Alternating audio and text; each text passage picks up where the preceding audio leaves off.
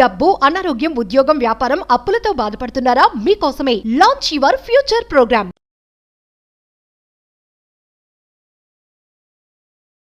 Hello Ram sir. Hi Nagaraju. Visualization 2.0 happy money. Yes.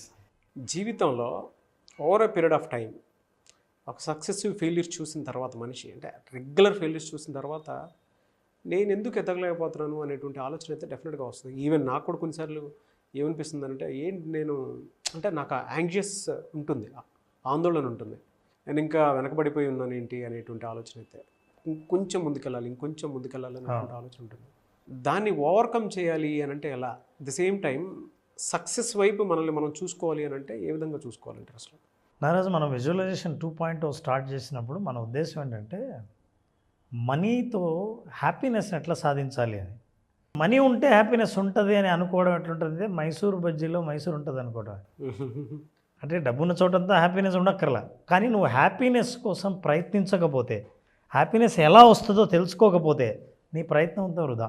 చాలామంది హ్యాపీనెస్ని పోగొట్టుకోవడానికి, సంతోషంగా లేకపోవడానికి, జీవితంలో ఎదగలేదని అనుకోవడానికి కారణం వాళ్ళ థాటు ఈ హ్యాపీ మనీలో ఎలా ఉంటుందో మనం మాట్లాడి ఆ థాట్ని ఎట్లా హ్యాండిల్ చేయాలో చెబుతాం.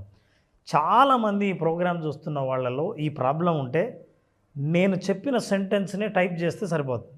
నేను ఎందుకు ఎదగలేకపోతున్నాను అనుకునేటువంటి వాళ్ళు ఎవరైతే ఉంటారో ఈ వీడియో మీ కంటికి కనిపించింది అని అంటే అదృష్టవంతుల్లా ఫీల్ అయిపోయి వీడియో మొత్తం చూసి కింద కామెంట్ బాక్స్లో రామ్ సార్ ఏదైతే చెప్తున్నారో అది పోస్ట్ చేయండి.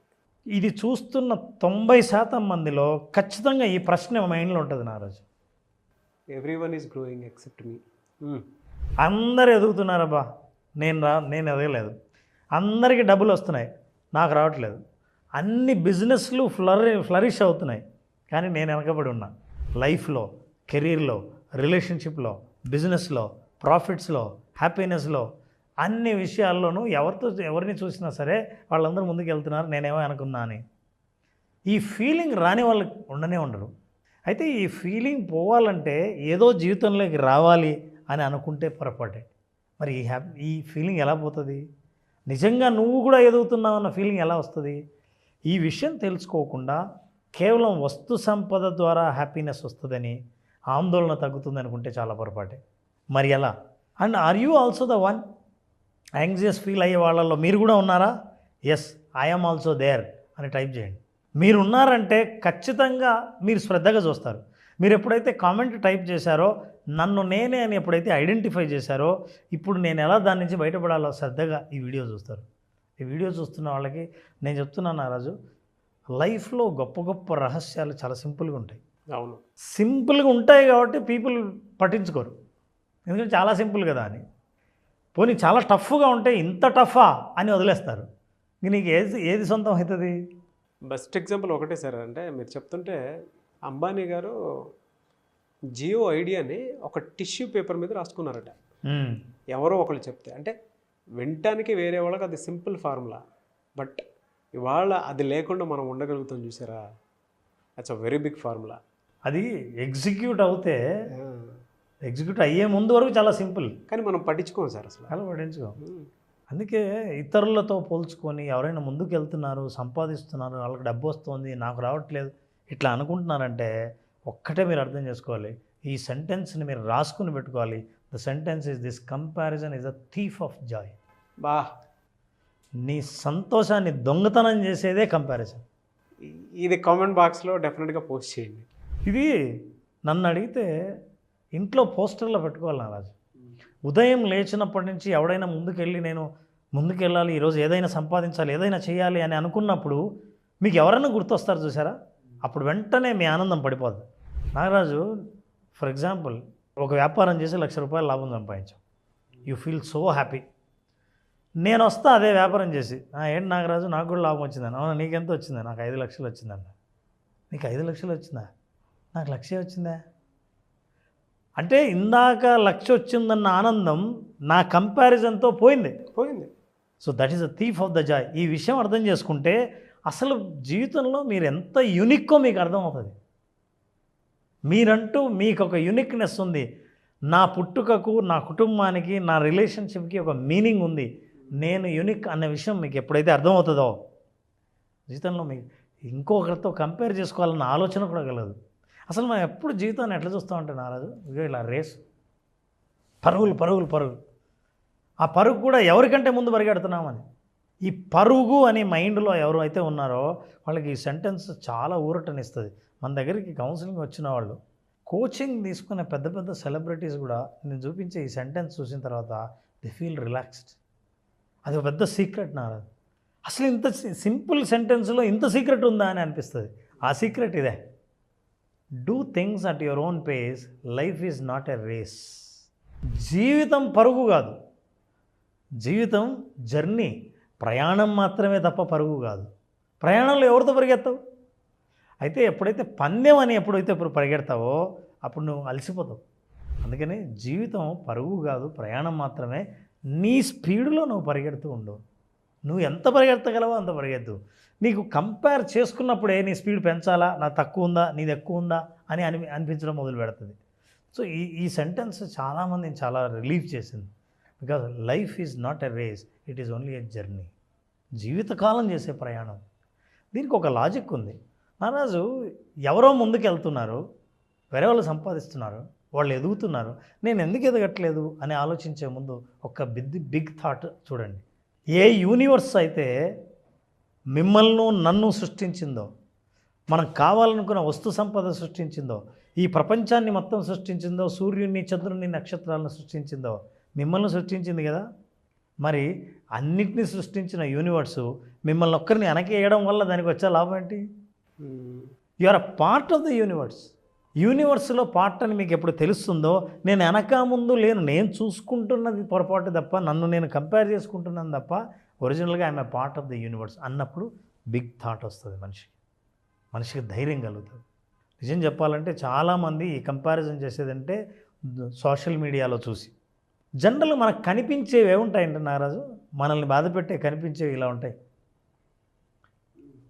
ఆన్లైన్లో నీకు కనిపించే యాపిల్ ఎంత బ్రహ్మాండంగా ఉందని, నీకు ఏం కనిపించాలో అదే మీకు కనిపిస్తుంది మీడియాలో. దాని వెనకాల ఏముందో మీకు తెలియదు, అదంతా నాకు కావాలని అనుకుంటారు.